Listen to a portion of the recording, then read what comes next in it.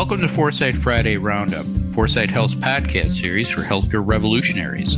Outcomes matter, customers count, and value rules. Hello again, everyone. This is David Burda, news editor at 4sight Health. It is Friday, July 22nd. We're going to do more in the next 20 minutes than some treasonists do in 187 minutes, if you catch my drift. What we're going to do is talk about physician compensation thanks to a new survey and a new study. The new survey comes from Merritt Hawkins, the physician staffing firm, and the new study comes from researchers at the Harvard Medical School and Brigham and Women's Hospital in Boston. To tell us what the survey and study findings mean for the healthcare industry and for healthcare consumers are Julie Murchinson, partner at Transformation Capital, and Gaurov Dayal, CEO of Axia Women's Health.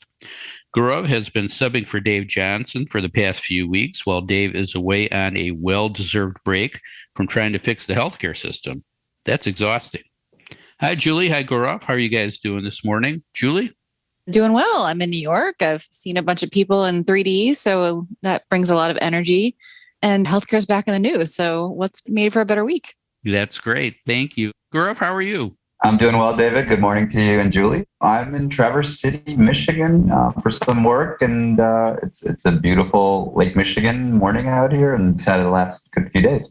Thanks, Gaurov. Now, before we talk about the latest data on physician compensation, I wanted to ask you about physician appointment wait times. I bumped into a friend of mine who told me that her son had to wait 3 months to see a neurologist after he had an unexplained grand mal seizure. And if you're a parent, that's certainly 3 months too long.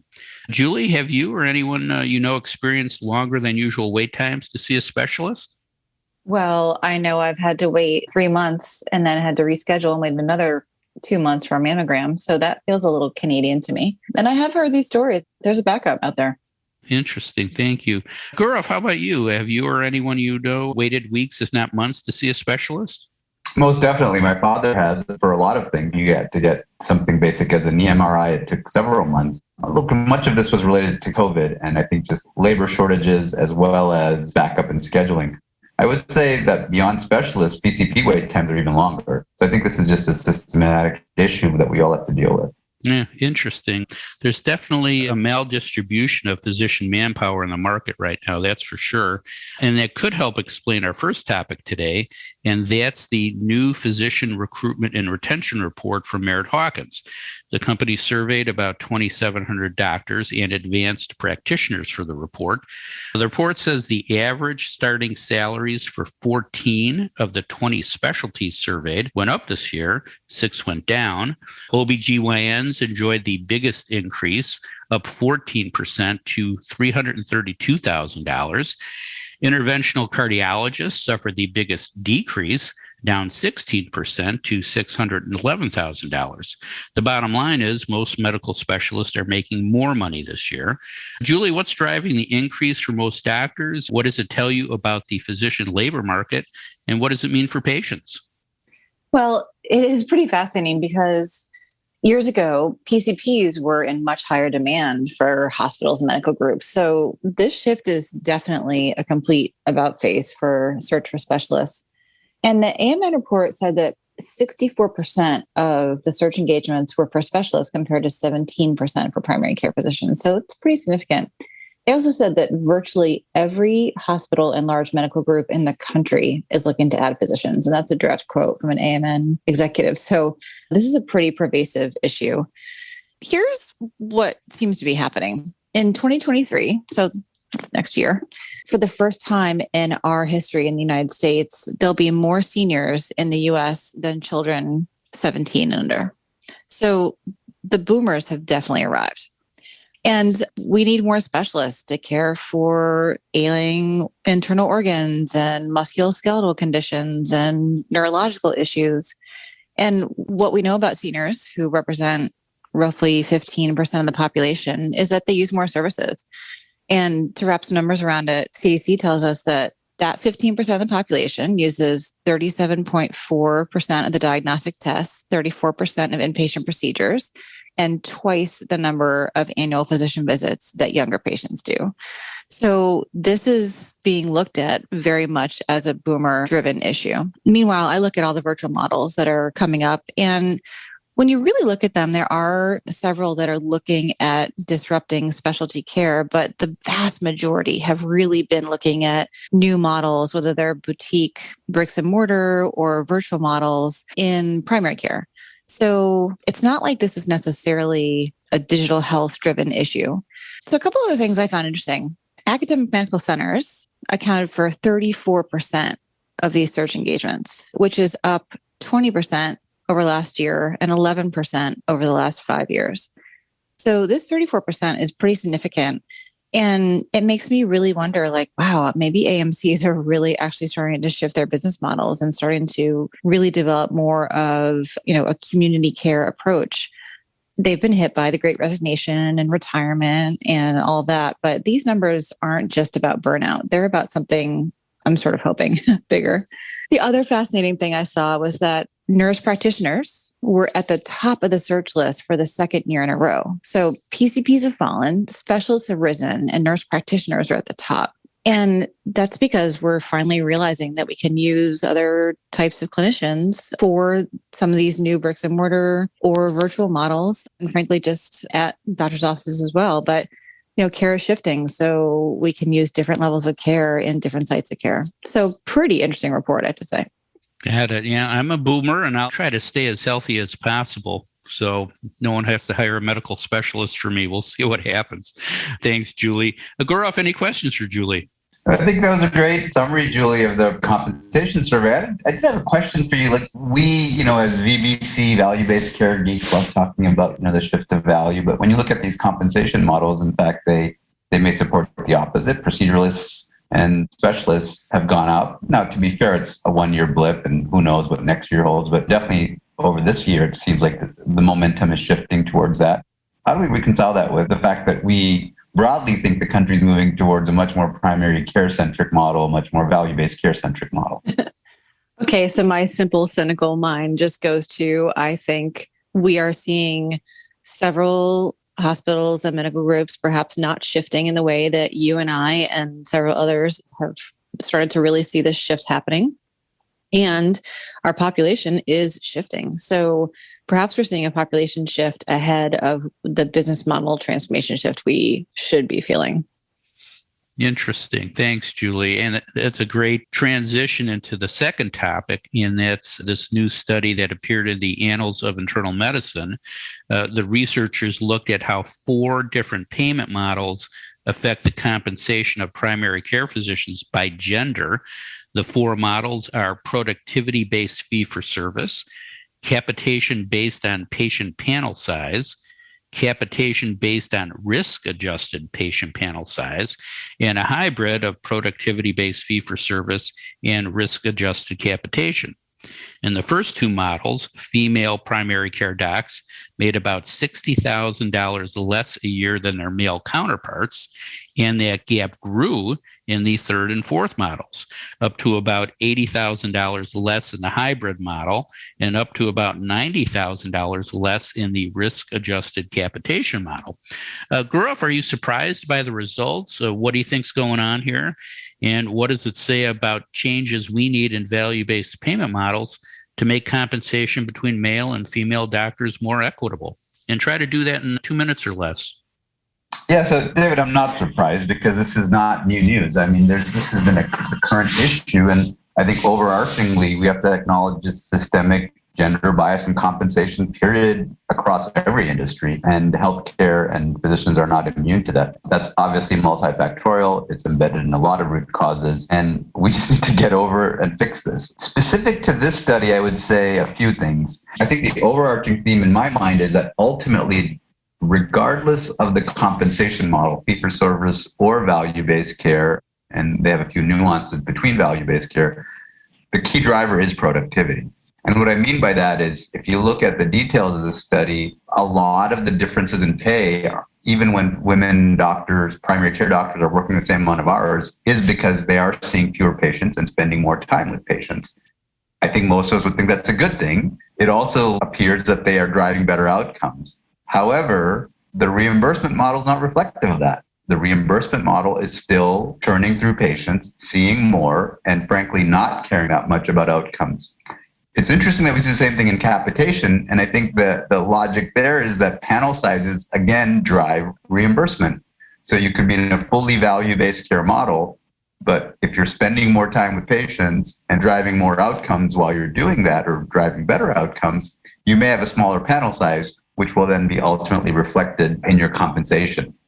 I think that we really have to figure out where this balance lies. And to be fair, there is a balance, right? I mean, we want to have productivity metrics that compensate people more for doing more. But at the same time, we have to balance this out with the fact that spending time with patients is valuable, driving better outcomes is invaluable. And how do we balance these two things? So I think if you look at the study, it really is more around flaws in our current reimbursement model, which is, I think, compounded with gender bias issues that exist in compensation across the board.